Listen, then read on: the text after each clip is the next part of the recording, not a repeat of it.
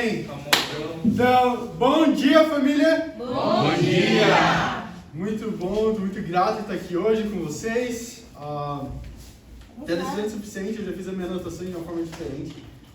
Né? Eu queria testar algo.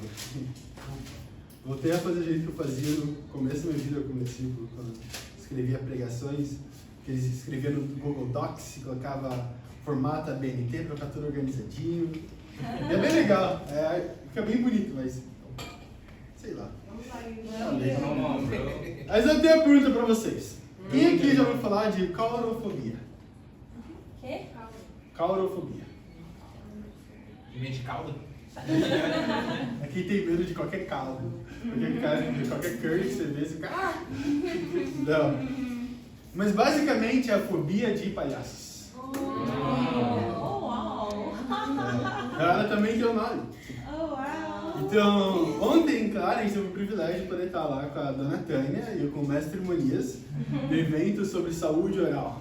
Né? E foi incrível, né? Porque foi muito bom, a gente pôde ver a Tânia lá, dando uma de chefona de um lado pro outro. Lembro que eu cheguei lá, peguei umas 9 horas, eu falei, a gente cumprimentou a Lorena, a Tânia. Ela falou, Tânia, qual que é a sua barraca, né? Qual que é a sua tenda? Ela falou, não tem uma tenda. Eu falei, tipo assim, ela falou, só fica cuidando das coisas aqui. Quem pode, pode. Então eu vi lá Monias e é incrível. Você vê, eu não entendo nada de língua de sinais, mas você via a diferença quando o Monias estava lá traduzindo. Chegou num ponto onde ele soletrou palavras. E, não, é sério, ele soletrou as palavras em linguagem de sinais mais rápido que eu consigo soletrar, elas com a minha própria boca. Você olhava pra mão dele, não sei se você assistiu esse desenho chamado Naruto, mas tem um cara chamado Kakashi que ele faz jutsu super rápido, parecia o Monias soletrando as palavras. Mas foi incrível poder estar lá, mas teve um pequeno problema. Né? Porque até um momento eu lembrei, quando eu tinha esquecido na verdade. E aí eu lembrei que ia ter um palhaço, mas aí, quando eu entrei, andei, eu não tinha visto ele, não tinha ninguém. Eu falei, acho que cancelou, né? Não sei. Ele pegou um resfriado, choveu, então ele não vai vir. Então eu tô lá sentado, Mussa, Zé e eu sentados lá na arquibancada. E tava a Lorena falando, ela chamou o pessoal pra dançar, o pessoal vai dançar. E aí, isso foi logo no começo, né? Aí, depois desse pessoal dançar, ela falou, agora o palhaço vai dançar. Naquele momento, meu coração começou a bater tão rápido. E o pior de tudo, sabe onde o palhaço estava? Ele estava sentado atrás de mim. O Manias viu ele, porque eu vi que o Manias estava olhando pra mim bastante. Aí eu falei, mas eu não entendo qual é esse lado, não vai fazer isso pra mim. E aí ele me falou depois que ele não queria falar pra mim que o palhaço estava logo atrás de mim. Ixi, meu Deus. E eu tô grato, senão ia sair empurrando senhora de idade, criança, tudo na frente. Que coisa. Mas aí, na hora que eu vi ele passando, nossa, na hora, meu corpo ficou gelado. Uau. E aí, meu coração começou a bater muito rápido. Aí eu fechei o olho, eu falei, não, eu vou ficar aqui. Na hora que eu abri o olho, levei ele na frente e eu não consegui. Eu levantei, eu saí e eu não conseguia respirar direito. Eu não conseguia falar, não conseguia colocar as palavras. Eu saí, continuei andando, aí comecei a orar, né, pedindo para ela ficar mais calmo. Que realmente, eu sei que parece engraçado, mas realmente parecia um ataque de pânico. Pra mim. Eu lembro de ligar ele até mesmo pro Roach para orar e falar com ele, para ficar mais calmo. Eu lembro quando eu era criança, mas adolescente, eu fui num parque temático chamado Play Center. E lá eles tinham a Noite do Terror. E na Noite do Terror tinha várias pessoas fantasiadas que elas basicamente vão correndo atrás de você. E é terrível, né? Mas até aí tudo bem, eu não tenho medo desse negócio. Mas até então que veio um palhaço. No momento que ele veio, eu dei um soco nele. Ele tinha uns 15 anos de idade. Ele apareceu, eu falei, fica aí. Ele continuou vindo na minha direção. Na hora que ele veio, eu só dei uma. Pum. E aí ele não entendeu nada. Aí eu fui levar naquele SOS, me deixaram lá. Eu expliquei, eu falei, eu não consigo, eu tenho muito medo deles. Mas o meu medo não é de sair correndo deles. Eu fico com muita raiva, muito medo, fico muito agitado. Né? Então, naquela hora eu comecei a sentir tudo de novo, comecei a se vivendo tudo. Lembro na escola também, acho que eu tinha uns 7, 8 anos de idade, que eles mandaram o Patati e Patatá na nossa escola. Que é um palhaço famoso lá no Brasil. São 2 palhaços muito famosos. E eu lembro de ficar extremamente assustado também. Mas realmente, sabe? São coisas que me fizeram realmente me viver todo aquele momento e me paralisar, de certa forma. E se tem algo que eu aprendi com medo, é que é uma das emoções mais poderosas que influenciam nossas decisões e atitudes. Eu nunca bateria em alguém por nenhuma razão. Sabe? Eu nunca pensaria em fugir de alguém, ou então paralisar porque eu vi alguém andando na minha direção. Sim. Mas por conta do meu medo, quem é o Yuri foi jogado fora da janela, e aí eu me transformei em uma pessoa completamente diferente. Tudo isso por conta do medo. Né? Então, realmente, eu acredito que o medo é uma das emoções mais poderosas da nossa vida. Elas nos dirigem, nos moldam e nos colocam em situações diferentes. Para ser sincero, eu acredito que o medo molda muito mais do que a correção muitas vezes. Certo? Você corrige para quê? Para gerar o medo, porque o medo vai mudar a pessoa. Eu não coloco a minha mão no fogo porque eu não quero me queimar, eu sei que é perigoso. Então tem todas essas coisas. Agora, algo que ontem que me inspirou a fazer essa pregação foi quando eu fui falar com a Tânia ontem de noite. Que eu tinha mandado mensagem que eu e o Manê tinha comprado uns negócios para Kiyomi e para Fendi, a gente queria saber se podia dar, né, para elas. E aí, depois ela me respondeu, aí ela tá falando palhaço, não sei o que lá. Aí ela falou, você não quer enfrentar esse medo? Naquela hora, eu olhei a mensagem e falei, como assim? Enfrentar esse medo? Aí eu falei, não, muito obrigado. O palhaço pode ficar lá, eu fico aqui, tá todo mundo certo. Mas eu fiquei pensando, aquilo ficou batendo na minha cabeça. Eu falei, nossa, mas tem muitos medos que eu não estou disposto a enfrentar, né? Sim. Mesmo que esse não seja algo tão grande, né? Mas ainda assim é um medo que eu mesmo não estou disposto a enfrentar. Né? E agora a gente vai ver aqui em Marcos capítulo 15, a gente vê diferentes personagens enfrentando medo durante a crucificação de Jesus Cristo. A gente vai ver como eles responderam e como eles agiram por conta do medo. O título da pregação é bem simples. Eu e você contra o medo. Eu e você contra o medo. Então, claro, eu acredito que o medo é realmente uma das batalhas que a gente vai batalhar diariamente contra, para a gente poder tentar vencer, para poder não ser ditado por essa emoção. E agora, claro, eu acredito que para a gente poder entender melhor o que está acontecendo no capítulo 15, a gente vai ter que ler um pouco do final do capítulo 14. Então vamos lá para o capítulo 14 de Marcos, a gente vai ler no versículo 66. Então, aqui em Marcos 14, versículo 66. Vamos, Yuri, prega. Eu acredito que o medo, ele pode tomar várias formas. Ok? Então, por exemplo, não é todo mundo aqui nessa sala que tem medo de palhaço. Certo? Sim. Não é todo mundo nessa sala que tem medo de altura. Não é todo mundo nessa sala que tem medo de baratas. Sim. Talvez quando voem, né? Aí, um medo um pouco mais internacional. Mas realmente tem várias e várias formas que o medo ele pode tornar. Tem muitas pessoas que têm medo de tirar uma nota vermelha. Outras que não ligam.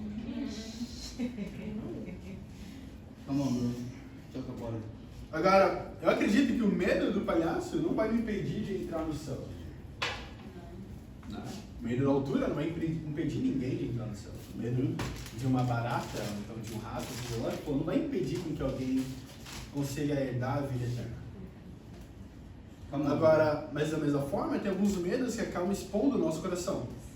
Como quando alguém fica nervoso e acaba falando um palavrão, por exemplo. Ou com medo de algo acontecer e acaba contando uma mentira. Então, essas são as emoções, e as emoções elas sempre vão expor o nosso coração.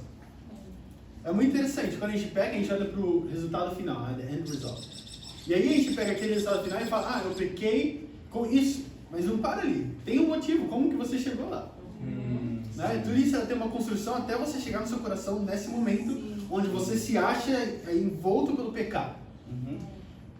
Agora, da mesma forma também o medo, eu acredito que ele expõe o nosso coração de formas diferentes. Sim. É verdade. Então esses medos são problemáticos porque eles acabam ficando no caminho do meu e do seu relacionamento com Cristo. Agora a gente vai falar aqui de 3 medos diferentes, ok? Que a gente consegue achar, claro, tem vários, mas aqui que a gente consegue achar no livro de Marcos, capítulo 14 e no 15. Então o primeiro ponto é o medo do compromisso. O medo do compromisso. Pega, irmão. Podia ser uma fobia também, não? Pessoas veem o compromisso e ficam realmente fora de si. Mas olha isso. Vamos ver quem teve o medo do compromisso. Marcos 14, versículo 66. Vamos lá. Olha o que a Bíblia fala. Estando Pedro debaixo do pátio, uma das criadas do sumo sacerdote passou por ali. Vendo Pedro aquecer-se, olhou bem para ele e disse: Você também estava com Jesus de Nazaré. Contudo, ele negou dizendo, não conheço, nem sei do que você está falando. E saiu para o alpendre. Quando a criada o viu lá, disse novamente aos que estavam por perto, esse aí é um deles. De novo ele negou. Pouco tempo depois, os que estavam sentados ali perto disseram a Pedro, certamente você é um deles, você é Galileu. Ele começou a se amaldiçoar e a jurar, não conheço o homem de quem vocês estão falando. Logo o galo cantou pela segunda vez. Então Pedro se lembrou das palavras que Jesus lhe tinha dito, antes que 2 vezes cante o galo, você me negará 3 vezes. E se pôs a chorar. Essa escritura me dá muito temor. Porque literalmente Pedro nega Jesus Cristo com medo de ser preso por ser um discípulo. Pelo medo de ter o mesmo futuro e o mesmo final que Jesus Cristo teria. E aí ele literalmente tinha medo do que o compromisso teria. Qualquer relacionamento que demanda compromisso não vai ter apenas coisas boas, mas será exigido sacrifícios para serem feitos. É isso que ele determina realmente. Então o compromisso ele vai requerer de você sacrifícios. Certo? Meu compromisso com a universidade, eu vou precisar sacrificar a mim mesmo para poder estudar. Como eu trabalho, eu vou precisar sacrificar meu tempo e minha energia para poder estar lá e poder dar realmente um bom resultado. Então, todas essas coisas, elas vão demandar um tipo de sacrifício. E esses são os compromissos. Agora, o que acontece se eu não cumpro meu papel no meu trabalho? Se eu não sou compromissado lá dentro? Se eu não chego no horário? Se eu falto? Se eu não faço o que eles me contrataram para fazer? Eventualmente, o que acontece comigo? Eu sou demitido. Não é essa a realidade? Apesar de que, não, mas eu tenho um bom relacionamento com o meu chefe e com meus colegas de trabalho. Então eles não vão me demitir. Não, se você não fizer esse trabalho, você vai ser demitido. Agora tem pessoas que realmente acreditam, têm fobia de compromisso da mesma forma que Pedro tinha. Quando vê o compromisso, elas correm para estar o mais distante possível. Acham desculpas e tudo para fugir do compromisso. Da mesma forma que Pedro, ele está tentando fugir desse compromisso que ele tinha com Cristo. Ele tinha um compromisso. Ele ainda falou, ele ainda lembrou Jesus Cristo, o compromisso dele. Ele fala, ainda que todos te neguem, eu não vou negar você. Eu vou ficar com você até o final. E no momento que as coisas apertam, que realmente pedem que aquele compromisso seja colocado à prova, o que acontece com Pedro? Ele nega Jesus. E sabe, eu acredito que hoje, como os discípulos, temos um compromisso com Cristo também. Mas da mesma forma, podemos acabar tendo o mesmo medo que Pedro. Sermos paralisados pelo medo do que será que aconteceria se eu aceitasse o compromisso de ser um cristão. Será que meu fim seria o mesmo que o de Cristo? Porque a realidade, qual que foi o fim de Cristo? Não foi a vida mais confortável do mundo. Olha isso. Vamos para Lucas, capítulo 6. Eu passei a escritura para o estudo de perseguição. Mas olha isso. O que o compromisso realmente vai te levar a fazer e a ter?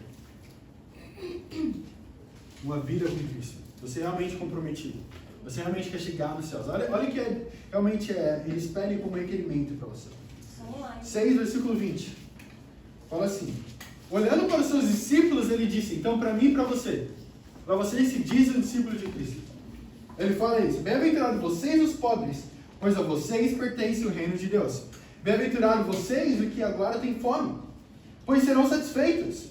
Bem-aventurados vocês que agora choram, pois haverão de rir. Bem-aventurados serão vocês quando os odiarem, expulsarem, insultarem e eliminarem o nome de vocês, como sendo mal, por causa do Filho do Homem. Regozijem-se nesse dia e saltem de alegria, porque grande é a sua recompensa no céu.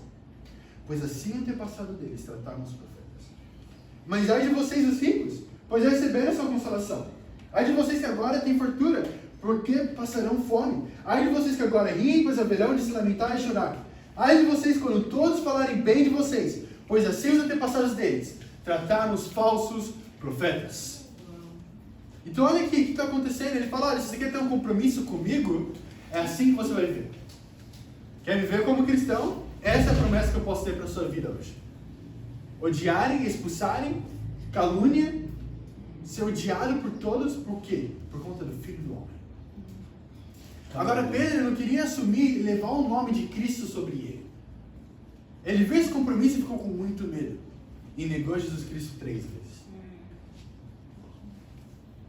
Mas pergunte será que da mesma forma que Pedro, você tem corrido da responsabilidade do seu relacionamento com Cristo?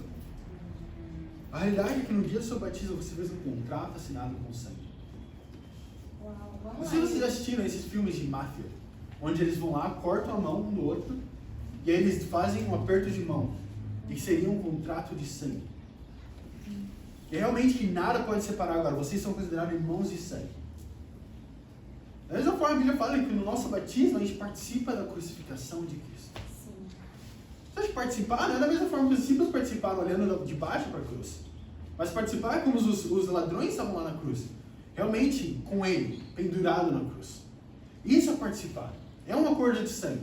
No momento do seu batismo, você assinou esse compromisso. Eu vou viver como um discípulo. Eu vou viver como cristão. Eu estou disposto a ser tratado dessa forma. Tem uma frase que faz para Michael de Montaigne. Ele fala assim: aquele que tem medo de sofrer já sofre pelo que tem. Aquele que tem medo de sofrer já sofre pelo que tem. E realmente, você já teve um medo tão grande que antes até mesmo algo acontecer, você já está sofrendo antes disso. Você tem medo de ser demitido e aí todo dia você vai para o seu trabalho com aquele medo, fica ansioso, não consegue comer, não consegue dormir direito.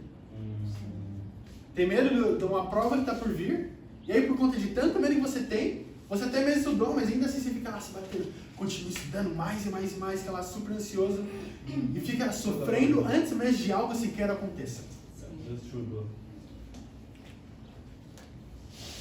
O interessante aqui é que no começo, ele fala que na primeira vez que ele negou Jesus, se você olhar, ele tem uma nota lá que fala, ele saiu para o alpendre, fala que o galo cantou a primeira vez, certo? Então o galo ele vai cantar 2 vezes antes que Pedro negasse Jesus. Na primeira vez o galo canta, depois da primeira vez que ele negou a Jesus Cristo, que é muito interessante para mim. Porque ele não presta atenção, na primeira vez, ele não presta atenção e nem lembra do que Jesus tinha falado para ele, da promessa que ele tinha feito. E ele continua a negar Jesus e nega Jesus mais 2 vezes, mesmo já tendo recebido o aviso. E na segunda vez que o galo canta, ele percebe o que ele já tinha feito. Da mesma forma que eu tinha dado exemplo do trabalho, nós não somos demitidos no primeiro erro. Recebemos uma advertência. Mas logo após isso, você permanecer no erro, você sem sombra de dúvida estará demitido. Da mesma forma o relacionamento com Deus. Ele vai dar várias advertências na minha caminhada com Ele. Vai me alertar através de pessoas, através do meu tempo com Deus, através de coisas que eu vejo na internet, seja lá o que for. Mas não vai chegar num ponto onde Ele vai cortar aquela coisa. Uau, sim. De verdade, você pergunte hoje. Quantas advertências você já tem? No Brasil, provavelmente aqui também tem algo chamado demissão por justa causa. Né? Que é quando você falta muito, sabe, você recebeu várias advertências, quando a culpa realmente fica toda sobre você. Sabe o que é interessante quando você é demitido dessa forma? Não. Você não recebe nenhum benefício. Uau. A gente precisa entender que quando a gente é realmente demitido do reino, a gente é por justa causa. Você pode colocar a culpa nas pessoas, colocar a culpa em quão difícil essa vida é, colocar a culpa no seu passado, colocar a culpa nos líderes, no reino, na Bíblia ou em Deus, mas a verdade de tudo isso é que a culpa é toda sua ou minha. Você olhar para cada uma das advertências que já foram dadas por você através da sua vida como cristão. São realmente avisos sobre o caminho que você está levando. Pegue E se você sair, você não vai ter mais o benefício dele. Muita gente pensa na salvação, né? O que é muito bom porque nos dá temor. Se eu sair daí, se eu não viver mais como discípulo, eu vou perder minha salvação. Isso é verdade. Mas sabe o que é verdade também? Porque muitas pessoas vão atrás, você não vai ter mais relacionamento com discípulos. Alguém que vai te falar a verdade no seu rosto. Você não vai fazer mais parte da família de Deus. Todo aquele amor incondicional. E isso realmente me dá muito temor a entender que todos esses benefícios que o reino vem, eu posso perder eles. É verdade. Vamos lá. Agora, a sua escolha, você vai deixar o seu ego falar mais alto, e o seu medo, ou sua fé. Vamos lá. Calma, bro. Sabe, eu acredito que o medo realmente ele não é a ausência de coragem, mas a ausência de confiança em Deus. Em Provérbios 29:25 diz, o medo do homem o armará laço, mas o que confia no Senhor está seguro. O seu medo é literalmente uma armadilha criada para impedir que você tenha um relacionamento com Deus. Uau. Provérbios 29 e 25. Pensa nisso. A Bíblia realmente fala que o meu medo, ele é uma armadilha para a minha vida. Ele não é algo que vai me ajudar. Ele é algo que vai me impedir de dar o melhor para Deus. Da mesma forma, quando eu tenho medo do meu compromisso com Deus, todas essas coisas que vão vir, é uma armadilha de Satanás. Por que você acha que ele coloca todas essas coisas na sua vida? Ele está fazendo isso pelo seu próprio bem? Ele está fazendo isso porque é uma armadilha dele para poder te tirar de perto de Deus. Sim, vamos lá. Muitas vezes temos medo do que aconteceria, mas temos que confiar em Deus que Ele está cuidando de tudo. O medo faz com que homens fujam, mas a fé faz com que eles permaneçam. Escritura ao nome. Vamos, Yuri. E eu realmente acredito. O medo te faz fugir, enquanto a fé faz você permanecer. Sabe, eu lembro no Brasil, a gente jogava muito Airsoft, né? Eu fazia treinamento também. Então era muito interessante, porque era tipo 50 pessoas contra outras 50 pessoas, armadas com granadas e tudo mais. E é muito interessante, porque aquela bala ela dói muito.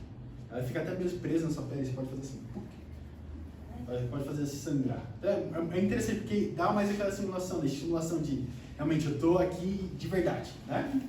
Sim. Mas era interessante quando o treino começava, o jogo começava, sabe o que acontecia? Tinha algumas pessoas que corriam direto pro meio do campo da batalha. Mas tinha outras pessoas, tinha um irmão, eu não vou falar o nome do irmão, mas amém. Mas teve um irmão, eu lembro que eu gravei com a minha GoPro, que é muito interessante isso. Eu tava avançando, e aí a gente estava avançando em times de 3, né? Pelos flancos e pelo meio. Quando eu olho para trás, eu vejo um outro irmão atrás de mim, mas eu não vejo o terceiro. Aí eu faço assim, aí eu olho pro chão, tá esse outro irmão sentado assim, agachado, com a arma pra cima. E mostra na câmera ainda, na gravação, assim, com a arma pra cima, com medo. Uau. Mas realmente, eu acredito que muitas vezes o medo ele vai fazer a gente parar e, ao invés de ir para a batalha que a gente tem que ir. É verdade. Agora, se você tem fé, tem confiança em Deus, o que você já aprendeu, você tem certeza que você vai derrotar todo mundo aqui na sua frente. E foi exatamente dessa maneira. Todas e todas as vezes. Eu lembro com o MMA, toda vez que entrava numa luta pensando que ia perder, eu perdi. Era sempre assim. Eu entrava pensando que ia perder, eu perdia. Eu não tinha uma outra pergunta. Eu lembro do sensei falando pra gente, especialmente pra mim. Ele falou, você tem que parar de pensar que você vai perder dele. Dele eu quero dizer Andrew. O cara ele era muito bom. Mas todas as vezes que eu entrava pensando que ia perder, eu perdia mesmo. Às vezes que eu estava falando, não, dessa vez eu vou bater no Andrew, vou derrubar ele, vou ganhar essa luta. E aí eu conseguia derrubar, bater não sei o que, mas depois ele virava. Mas era bem melhor. Mas é a realidade, eu acredito que realmente o medo ela é realmente a ausência da confiança em Deus. A gente não confia em Deus o suficiente que Ele vai realmente segurar a parte dele do contrato, que é dar a salvação, cuidar da gente. Eu amo o que Davi fala, ele fala, olha, já fui novo, já fui velho e até agora não vi o justo mendigar o pão. Ele fala que em toda a minha vida, eu nunca vi um justo passar por algum tipo de necessidade. Sim. Eu já passei por várias coisas na minha vida. Come on, bro. Mas ainda assim, Deus foi e cuidou de mim em cada uma das vezes, de formas magníficas. E da mesma forma, Ele vai cuidar agora. O que mudou? Ele não mudou. Vamos lá, Yuri. Pega. Segundo ponto, Pega. Come on, o bro. medo da aprovação social. O medo da aprovação social. Marcos capítulo 15, versículo 9. Come on, bro. Aí, aqui é muito interessante agora em Marcos 15, versículo 9, que a gente vai falar de Pilatos. Então, um pouquinho antes, né, fala que de manhã bem cedo, os chefes sacerdotes, eles vão lá, com os líderes religiosos, os mestres da lei, todo mundo, vai prender Jesus Cristo. Né? Eles chegam no Sinédrio, eles chegam numa decisão, amarrando Jesus, levaram ele e entregam ele a Pilatos. E eles começam a pedir para Pilatos crucificar ele, certo? E aí, então eles vão lá, acusaram eles de várias coisas. E aí, Pilatos, depois de ouvir tudo isso, ele fala, olha, por que vocês mesmos não crucificam ele? E eles falam, não, você tem que crucificar porque eles não tinham poder de fazer isso. Eles precisavam da aprovação. E aí Pilatos volta e fala com Jesus, está ouvindo o que eles estão falando de você? E Jesus fica quieto, ele não tem que se defender. E aí ele fala, você não entende que eu tenho o poder de te livrar dessa? De fazer com que você não seja crucificado? E aí Pilatos, e aí Jesus, como sempre, dá uma resposta incrível. para Pilatos. A gente vê essa resposta de forma mais inteira no livro de João, capítulo 19. Mas ele fala literalmente que o poder não está nas suas mãos de me crucificar ou de me crucificar. Está na mão de Deus. E quem vai sofrer mais com isso? Não é nem mesmo eu que vai ser crucificado, mas a pessoa que me entregou. Porque não entendia.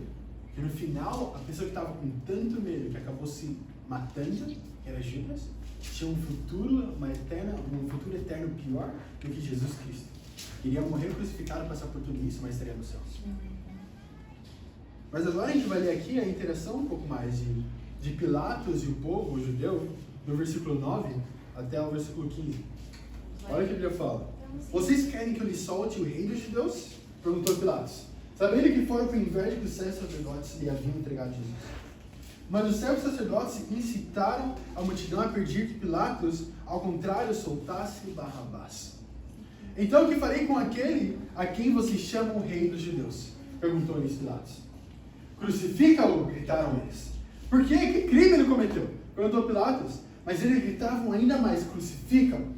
Desejando agradar a multidão, Pilatos soltou-lhes Barrabás.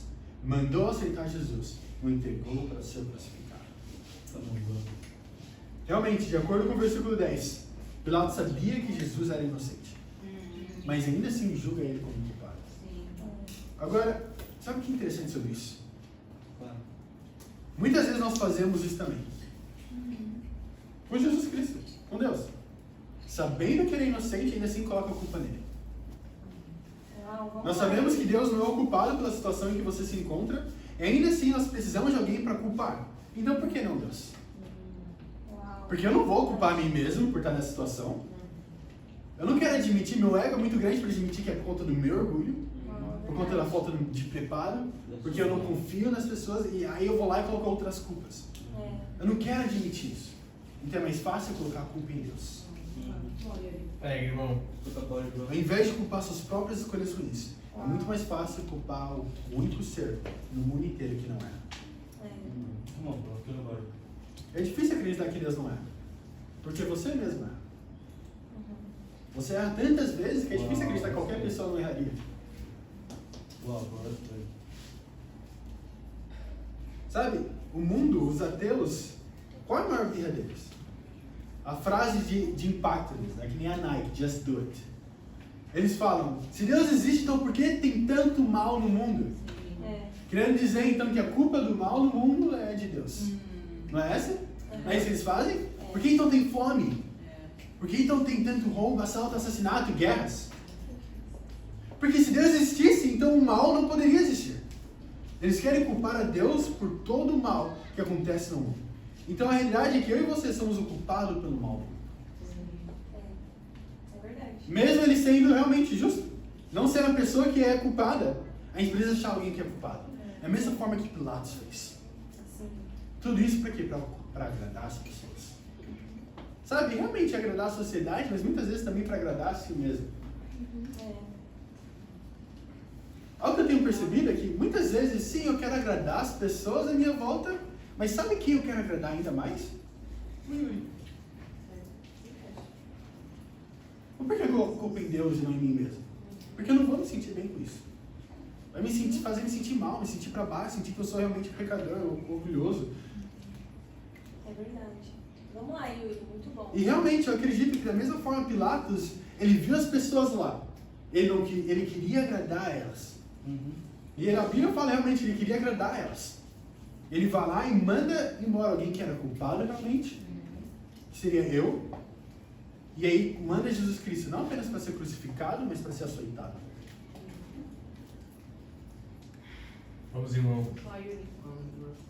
No final de tudo, porque Pilatos condenou Jesus à morte de cruz, mesmo sabendo que ele era inocente, era porque ele queria a aprovação do povo. Ele tinha tanto medo e queria tanto a aprovação da sociedade que acabou cedendo à pressão. Olha isso, João 19, como eu tinha falado. Vamos, Yuri. Vamos lá para João capítulo 19. Vamos, Yuri, pega. João capítulo 19, a gente vai ver... É interessante, porque a gente sempre vai e lê escrituras paralelas, não? Então João é mais um dos evangelhos, e ele fala também desse mesmo encontro de Jesus com Pilatos. Mas aqui ele coloca alguns outros detalhes, né, da conversa, dessa interação. E interessante, ele fala não apenas detalhes, ele dá ênfase nas emoções que as pessoas estavam sentindo. Agora, João 19, versículos 6 ao 8. Olha o que a Bíblia fala. Dicas dela, irmão. Fala assim: ao ouvir isso, Pilatos ficou ainda mais amedrontado e voltou para dentro do palácio. Então perguntou a Jesus: de onde você vem? Mas Jesus não me deu resposta. Você nega falar comigo? Disse Pilatos: não sabe que eu tenho autoridade para libertá-lo e para crucificá-lo? João 19, versículo 6 ao 9. Olha isso, essa escritura, esse capítulo inteiro. Queria encorajar vocês depois irem e ler esse capítulo, que é muito interessante. Mas olha isso, ele fala que Pilatos, ele já estava com medo. Por quê? Olha o que ele fala no versículo 8. Fala assim: ao ouvir isso, Pilatos ficou ainda mais amedrontado. Então quer dizer que ele já estava com medo. Ele só ficou com ainda mais medo quando ele foi enfrentar as pessoas lá fora. Uau, vamos lá, Yuri. Ele já tinha medo dele, tinha medo e apenas aumentou. Quando você quer agradar as pessoas à sua volta, será que como Pilatos, a vontade de agradar os seus amigos, familiares é tão grande que está disposto a sacrificar o Messias apenas para ganhar aprovação social? Pega, irmão. Ele já tinha medo, que ele entendia o que ia implicar crucificar Jesus Cristo com uma pessoa que era justa. Ele já estava com medo.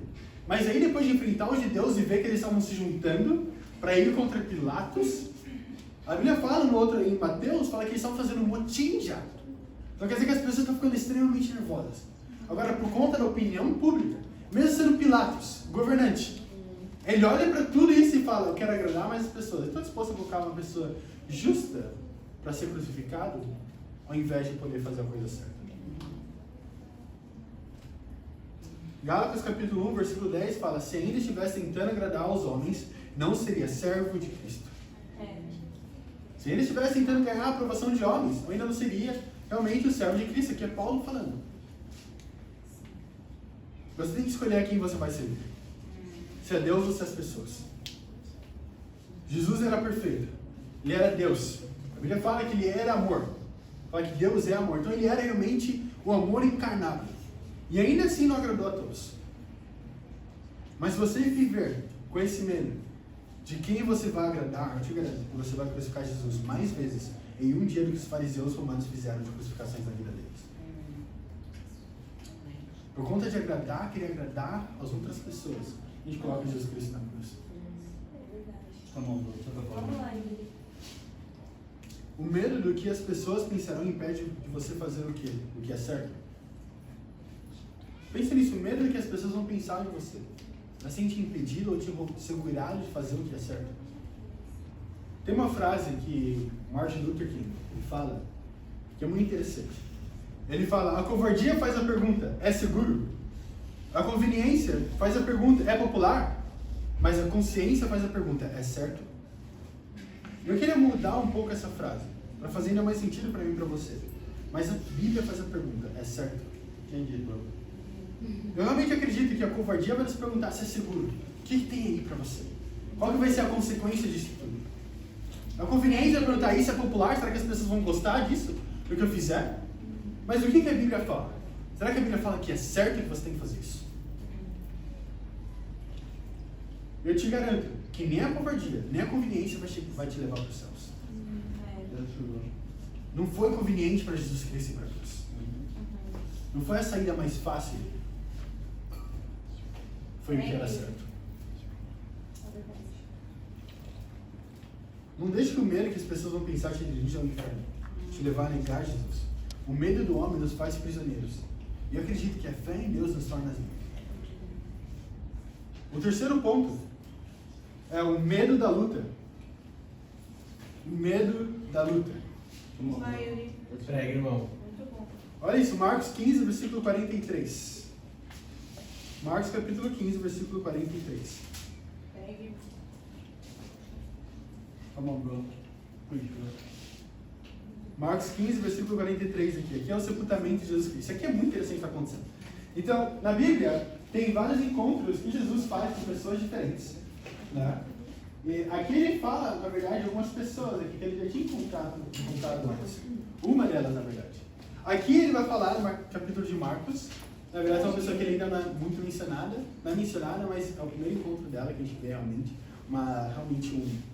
como um discípulo. Mas a gente vai ver uma escritura paralela para tentar entender um pouco melhor, ok? Sim. Mas aqui em Marcos 15, versículo 43,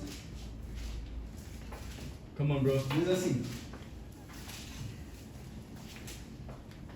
José de Arimateia, membro de destaque do Sinédrio, que também esperava o reino de Deus, dirigiu-se corajosamente a Pilatos e pediu o corpo de Jesus. Pilatos ficou surpreso ao ouvir que ele já tinha morrido.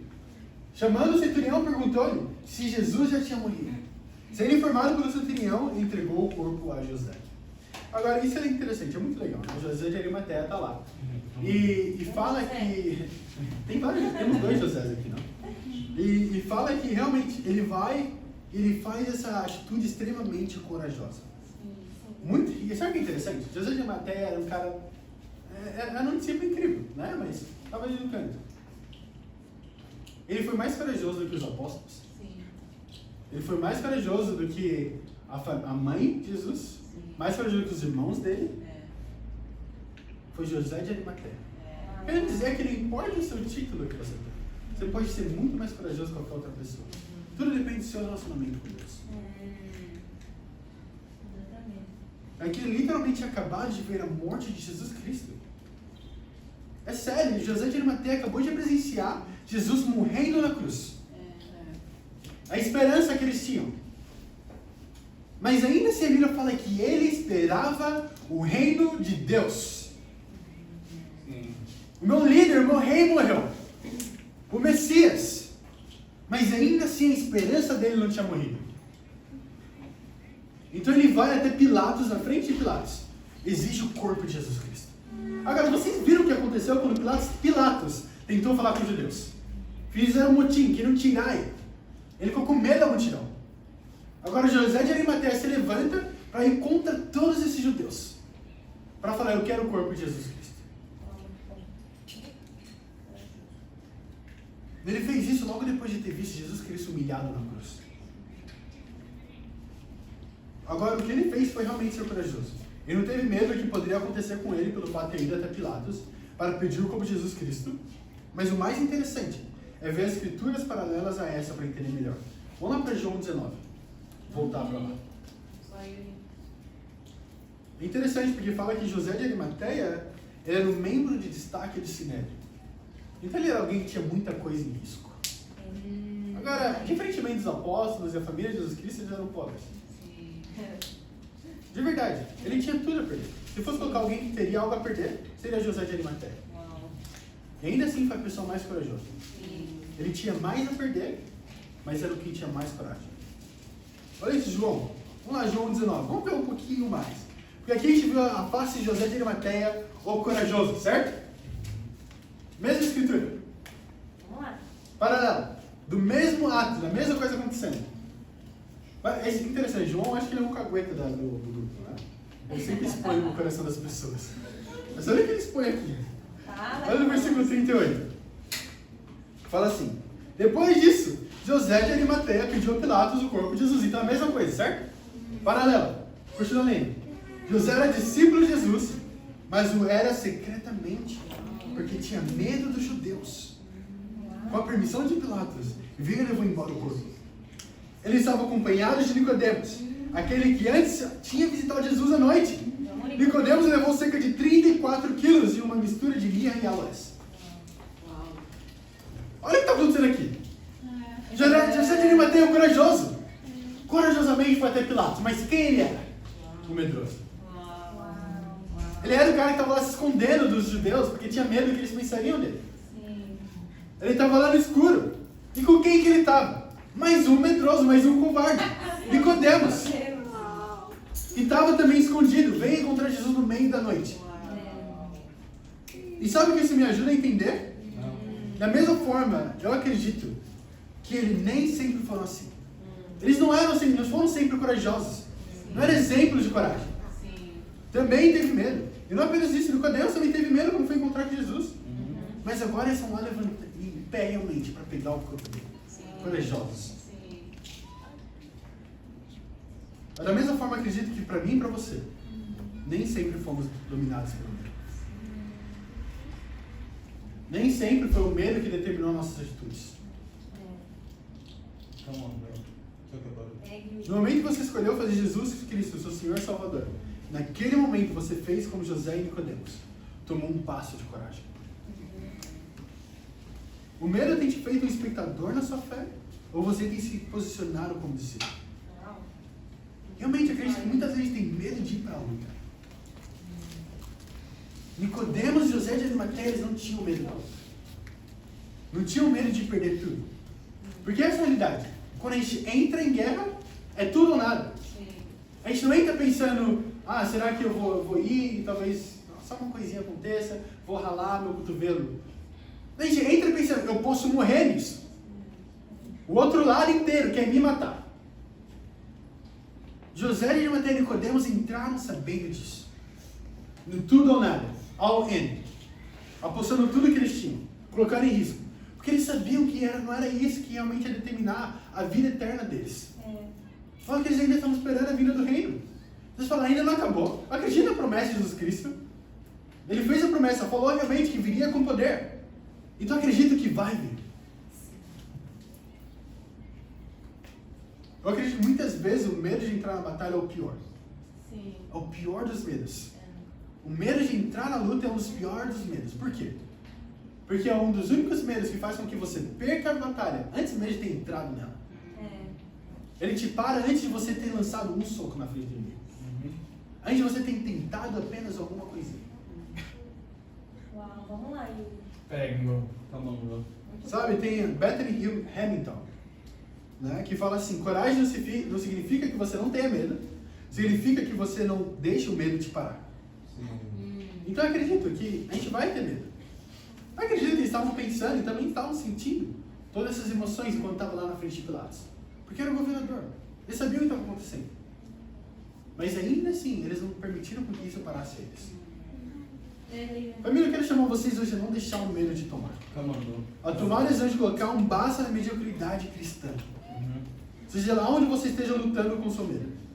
Seja corajoso. Você, como cristão, é a única pessoa que entra numa guerra sabendo que, ao contrário dos outros, já somos mais do que vencedores. O desafio é bem simples. Faça uma lista dos seus medos. E tome a decisão diária de fazer coisas que você nunca faria por conta do seu medo. Fazer coisas que vão totalmente contrário de cada célula do seu corpo. Eu lembro que no Brasil eu tinha medo de compartilhar com tipos específicos de pessoas. Pessoas que pareciam muito ricas, ou então homossexuais também. Eu tinha medo, eu tinha tomado a decisão diária de ir contra o meu medo. E pregar a palavra. Come on, bro. Vamos lá, Yuri. Se for compartilhar a fé com o seu chefe, que seja. Se for compartilhar a fé com o seu professor da faculdade. Confessar o seu pecado. Se fosse entregar completamente seu relacionamento com Cristo e com os irmãos e irmãs da igreja. Que seja. Tome uma decisão de realmente ser corajoso. E da mesma forma que foi com Nicodemos e com José de Arimateia, eu tenho fé, completamente fé, que Deus vai honrá-lo a parte dele do mundo. Sim. Mas de verdade, está na hora de não chega de ser medroso. Enfrentar o medo e mostrar para Satanás contra quem ele está lutando. E para Deus seja toda a glória. Amém. Amém.